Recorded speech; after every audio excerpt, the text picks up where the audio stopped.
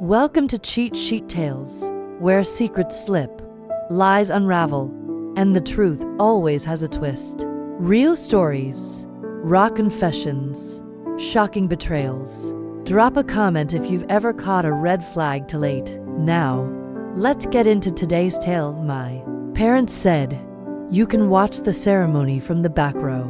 Then gave my sister my seat at her own bridal shower. She even read a joke about my dating life, until the room went silent when my fiancé walked in and said, I grew up in Asheville, North Carolina, nestled in the mountains, with streets lined in local art shops and hipster coffee houses before they were trendy. My parents, Marion and Howard, had been part of the local scene for years.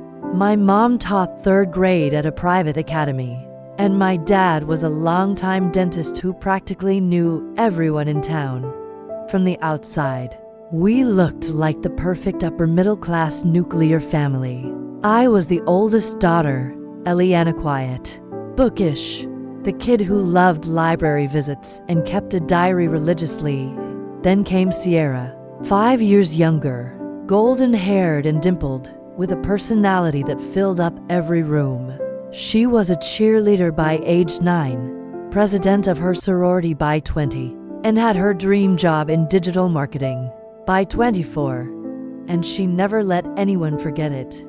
Growing up, it always felt like Sierra was the main character. If I brought home a good report card, it was met with, "That's great, sweetie."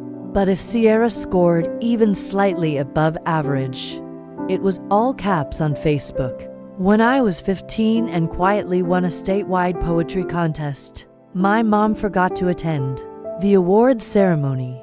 Sierra once got a certificate for most spirited camper, and the whole family went out to dinner to celebrate. But I wasn't bitter. Not back then.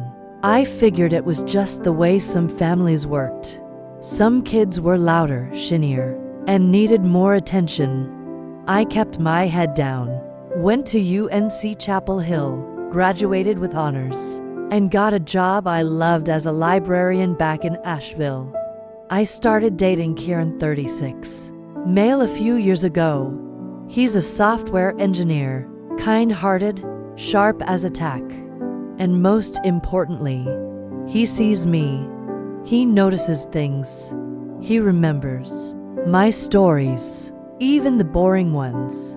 Sierra got engaged to her boyfriend Nathan last year. He's handsome, moneyed, and aggressively friendly. Their relationship always looked more curated than lived in, but I kept that to myself. They announced their engagement during Christmas dinner in front of the whole family, complete with a slideshow and a monologue from Sierra.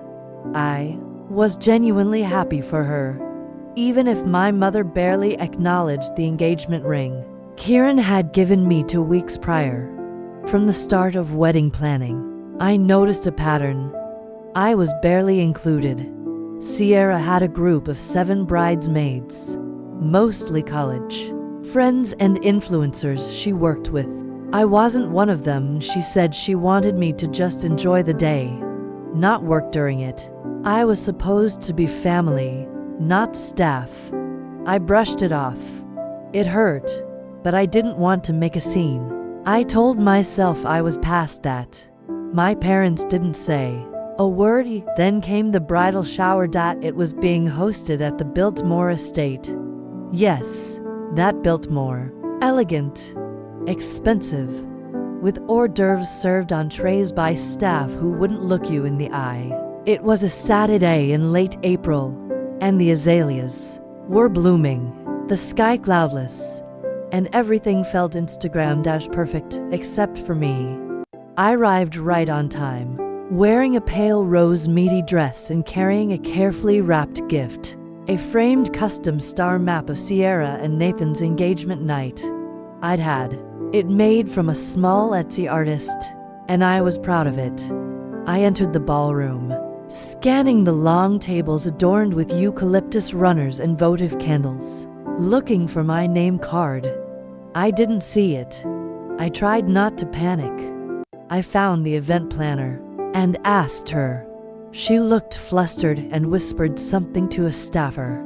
Then she pointed to a row of extra seats by the far side of the room, technically in the space, but tucked behind a decorative column. "There's a seat for you over there," she said, not meeting my eyes. "Wait, that's not at the table." Before she could respond, my mother swept in with that look she gets when she's pretending to be calm. "Sweetheart, it's just a small mix-up. You can still see the ceremony from the back row. It's not a big deal. I thought I was sitting with you guys. There wasn't room. Sierra wanted all the bridesmaids together, but I'm her sister." My mom blinked slowly. "Yes, and you're here. That's what matters." So I sat far enough from the action that I couldn't hear the toasts clearly. They brought me a watered-down mimosa, and I smiled when someone looked over. Sierra didn't even glance my way. I watched as Jenna, her college friend who once threw up in my purse during a bar crawl, took what should have been my seat next to Sierra. I told myself again and again, don't ruin this for her. Don't make it about you. But it got worse about an hour in. They played a game where Sierra would read jokes about each of her bridesmaids. Silly little roasts, allegedly written by her fiancé. When she got to mine, she read, Eliana once went on a date with a guy who brought his mom twice. Honestly, even that guy had better taste than some of her Tinder matches. Laughter. Actual howls from the table. Jenna snorted. Sierra gave me a sideways glance, then looked away. The worst part wasn't even the joke. It was the way my mom laughed. She tilted her head back like it was the funniest thing she'd ever heard. My dad, sitting quietly next to her, didn't flinch, but he didn't say a word either. I stared at the candle in front of me, fighting the urge to stand up and walk out. And then I saw Kieran. He walked into the room like a storm cloud in a crystal palace. He looked tense, eyes scanning the crowd until they found me. He walked straight toward my corner and asked, loud enough for everyone to hear, "Why the hell are you sitting back here like some distant cousin?" The room went dead silent. You could hear the air conditioning kick on. Kieran looked at Sierra, then at my mother. "Is this a mistake? Or are you all seriously okay with her sitting in the back while you mock her?" My mother's voice was strained.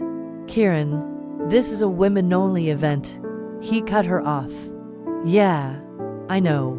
I wouldn't have come if Eliana had answered my calls. But when she doesn't reply, I come to find her, because I don't let people I love sit in corners and get laughed at." More silence. Even Sierra looked rattled. "Eliana," he said, reaching out his hand. "Come on, let's go." And just like that, I stood up. I didn't say a word. I left the star map under the table and walked out of the Biltmore estate with my fiance's hand wrapped around mine and my dignity still intact. We didn't speak in the car for a while. Not because we were mad, because I couldn't trust my voice not to crack. Kieran drove, his jaw tight, one hand on the wheel, the other resting lightly on my knee. When we pulled into the driveway of our townhome in Midford, he finally broke the silence. "I know you didn't want to cause a scene," he said quietly, "but I wasn't going to let them humiliate you. Not again." I nodded, biting the inside of my cheek. I didn't want to make Sierra's day about me. He turned to look at me fully. "Eliana, that day was never about you. That's the problem. You've been edited out of your own family's narrative." That hit harder than I expected. It wasn't just about today. It was about years of being pushed to the edges. The back row. The afterthought. It was the birthdays my parents forgot to post about. The good for you when I got promoted to head librarian. While Sierra's every freelance gig got a celebratory brunch, we spent the rest of the day curled up on the couch. I ignored my buzzing phone. Messages began rolling in like tiny missiles. Some confused, some angry, some feigning concerned. Text from Mom. You embarrassed your sister. Can we talk tomorrow? Text from Sierra. That was extremely inappropriate. Kieran owes me an apology. Text from Jenna. Guess you really are the drama after all. I didn't answer any of them. Kieran made grilled cheese and tomato soup, like he knew exactly what I needed. And we watched reruns of Frasier while I tried to pretend the day hadn't happened. But it lingered like a bad perfume you can't wash off. I kept replaying the look on my mother's face, the way her mouth tightened when she saw Kieran walking toward me, not surprised, just annoyed he'd disrupted the performance. I started thinking back. There was the time in high school when I'd saved up to go on a weekend creative writing retreat, only for my mom to cancel it at the last minute because Sierra needed a new competition leotard and they couldn't afford both. I cried quietly in my room while my mom told me, "You're more mature. You understand sacrifice." Then there was my college graduation.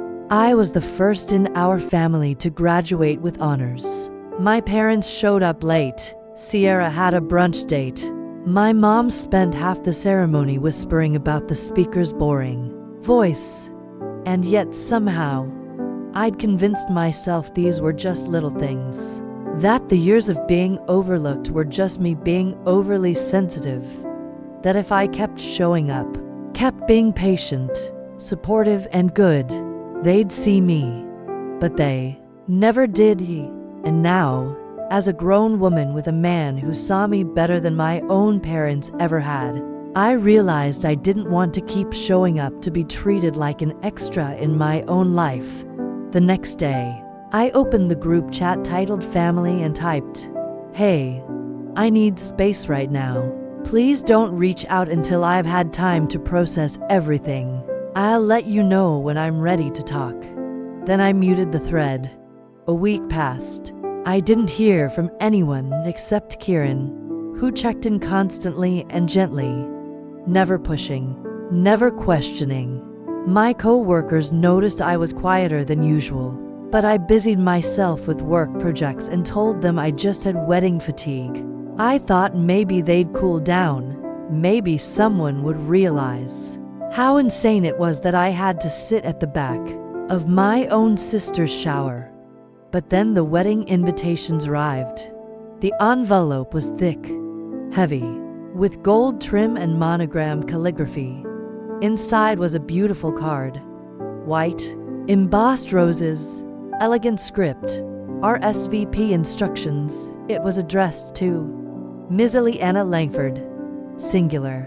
No mention of Kieran Ram.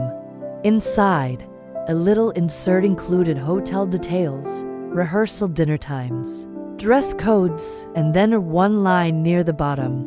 That felt like a sucker punch. Eliana, ceremony seating has been arranged for extended family and non-bridal party guests. You will be seated in row F. I had to read it twice. Row F, the 6th row. After aunts, cousins, family friends. After everyone else. I called my mom. "Hey," I said, trying to keep my voice neutral. "I got the invitation." She sounded tired. "Good?" Sierra worked really hard on them. I noticed. "I'm in the 6th row." A pause. "Yes, that's where all non-bridal party families are sitting." Sierra made the chart herself. "I'm her sister. And you're not at the wedding." She didn't want it to look uneven. I didn't even know what that meant. "So I'm just a guest." "Eliana," she said sharply, "don't make this about you again. This is Sierra's big day. If you want to come, come. If not, I understand. But enough with the guilt tripping." I hung up before I said something I'd regret. I sat there for a long time, staring at the invitation, Not just at the words, but what they meant. That they decided, once again, that I belonged at the edge. That appearance was more important than relationships. That not making a scene was more important than making me feel loved. When Kieran came home that night, I told him everything. Then I did something I never thought I'd do. I wrote Sierra an email. Not a text, not a call. An email, because I wanted it in writing for once. And because I didn't trust myself not to cry on the phone. It wasn't angry. It was honest. I told her how I'd always supported her, even when I felt sidelined. I told her how it felt to be laughed at in front of a room full of people I barely knew. How hurtful it was to be seated in the back. How much it stung to see her invite Vikram and me to her wedding, then erase him from the invitation. And then I told her we weren't coming. Kieran and I had decided. No more sitting quietly. No more back rows. 2 days after I sent the email, I got a response from Sierra. It was everything I expected, and yet worse. Eliana, I'm sorry you feel that way, but this day isn't about you. I've included you in as much as I could without compromising the aesthetic and structure of the event. I've tried to keep things drama-free. If you felt excluded, that wasn't my intent. But you also didn't make it easy with how distant you've been lately. I would have appreciated your support instead of you walking out of the shower. That hurt me, whether you realize it or not. As for Kieran, the wedding is very structured. We had to make seating choices that made sense for the venue layout. This isn't personal. It's logistical. If you change your mind, you're welcome to come. But please don't bring negativity to the happiest day of my life. Sierra *. I stared at it for 10 minutes. Every word was coated in passive aggression, wrapped in the glittery paper of reasonableness. It was like being stabbed with a butter knife, slowly, with a smile. I didn't reply, not because I didn't have a response, but because I finally realized I didn't need to explain myself anymore. There was no room in her worldview for the possibility that she might have hurt someone else. She was the bride. Her world. Her rules. My feelings were a wrinkle in her seamless vision board. That week, I started therapy again. I told my therapist about the shower, the seating, the years of feeling invisible. She didn't flinch when I told her I hadn't spoken to my parents since that phone call. Do you think they know how much this has impacted you? She asked. I don't think they care. I said, that's a big difference, she replied. And that might be the hardest truth to live with. Meanwhile, my phone stayed mostly silent. I saw on social media that the wedding was moving forward as planned. Pictures of Sierra at a spa weekend in Charleston, with matching satin robes and mimosas. #Finalfling. Before her noticed they used a group photo from the shower as her new profile pic. I wasn't in it. Then, one Thursday night, my dad called. It was nearly 9:30 p.m., which was unusual. My dad is one of those people who treat sleep like a religion. Hey, he said, his voice softer than usual. Just wanted to check in. I was suspicious. Okay, I heard you're not coming to the wedding. I sent an email. I said carefully. Yeah, your mom showed me. A pause.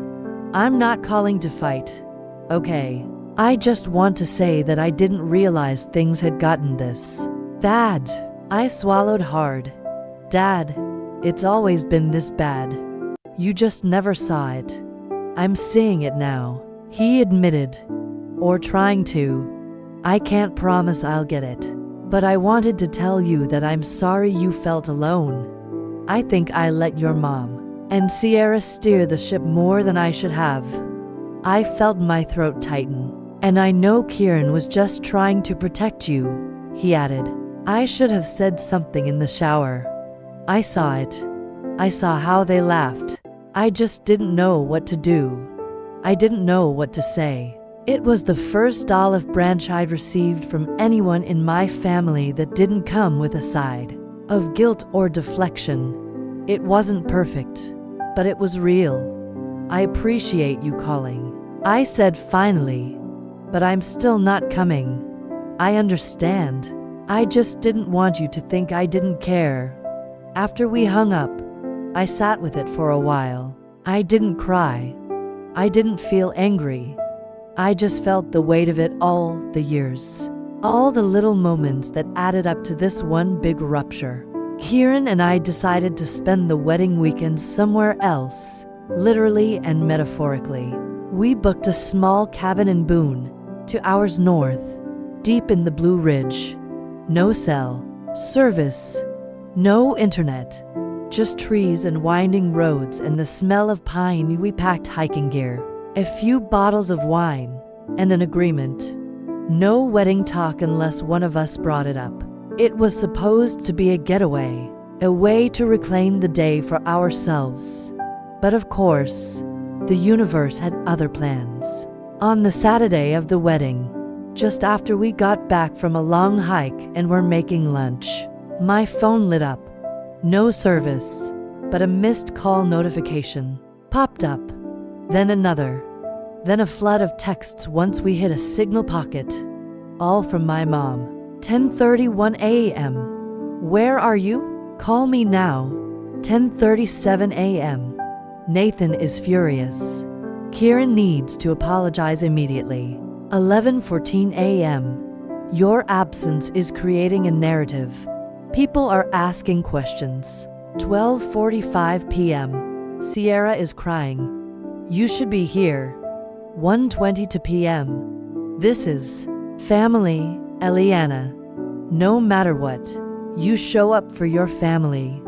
I stared at the screen, then turned it over and left it face down on the porch railing. Kieran didn't ask what they said. He didn't need to. Later that night, as the sun dipped behind the trees and the forest turned to quiet gold, I finally opened the texts again. I read them all, and then I deleted them, because I wasn't going to be the shadow at someone else's party anymore. Because I was done sitting in the back row. We stayed in Boone until Monday morning. Neither of us said the word wedding the entire time. It was one of those weekends that feels like its own little universe. Unbothered, suspended from the chaos you left behind back in Asheville. Life didn't exactly resume like nothing happened. The day after we got back, I stopped by my usual coffee shop, and the barista, B, a sweet girl who'd gone to school with Sierra, smiled knowingly. I heard you didn't go, she said while steaming oat milk. Honestly, good for you. That was the first inkling I got that something had shifted. Apparently, Sierra's wedding hadn't gone quite the way she'd envisioned. From what I gathered, via community whispers, second-hand stories from mutual acquaintances, and social media sleuthing, here's what went down. First, people noticed I wasn't there more than Sierra expected. A couple of my cousins, who flew in from out of state, asked about me directly at the rehearsal dinner. One even brought up the bridal shower and how awkward it had been when Kieran spoke up. The comment apparently didn't go over well then. On the day of the wedding, the videographer, who had filmed both of us as kids at a family friend's wedding years ago, asked why I wasn't at the bridal party, right in front of the photographer, who had been instructed to only take symmetrical family photos. The tension started there and snowballed, according to someone who was seated at table 4. A friend of mine's aunt, Nathan, made a sarcastic comment about how at least one sister knows how to be supportive, and Sierra's smile cracked. People started whispering by the reception. My mother was doing damage control in heels and pearls, and Sierra was apparently crying in the bridal suite. Because people weren't making assumptions and ruining her narrative.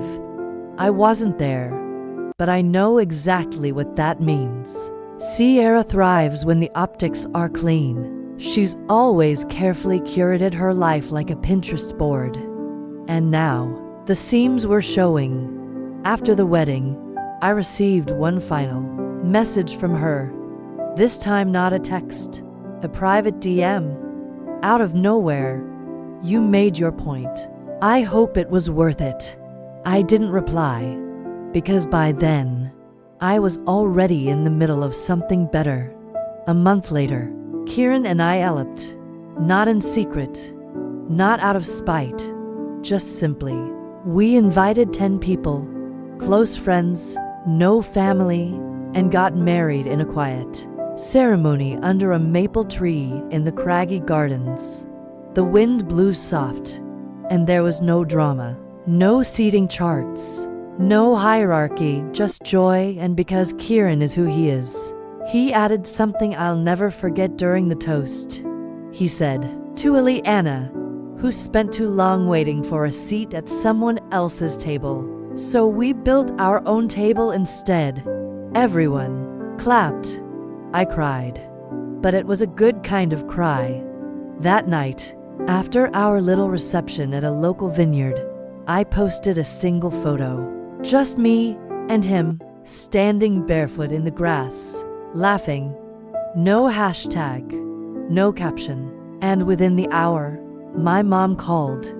I didn't answer. She tried again 2 days later, left a voicemail that said, "I saw the post. I wish you'd told us. Your fathers." Hurt. Kieran squeezed my hand. "You don't owe them your happiness." And he was right. The real revenge, if you can call it that, wasn't loud. It didn't involve confrontations or screaming matches. It wasn't cruel or petty. It was this. Sierra got the wedding. I got peace. She's still busy curating her perfect life online. Holiday cards, brunches, sponsored giveaways, with Nathan looking polished beside her. But now, the shine is thinner. People saw the cracks, and that's hers to fix. Or not. Meanwhile, I live quietly. Happily, my relationship with my dad has started to thaw a little. We've met for lunch a few times. He never brings up the wedding, and I never ask him to take sides. But he listens more now. He asks real questions. And that's enough for me. As for my mom, we haven't spoken in months. She sent a birthday card last week, signed only her name and no love. No mom, just Evelyn, in stiff blue ink. I didn't reply. Maybe I will one day, but maybe not.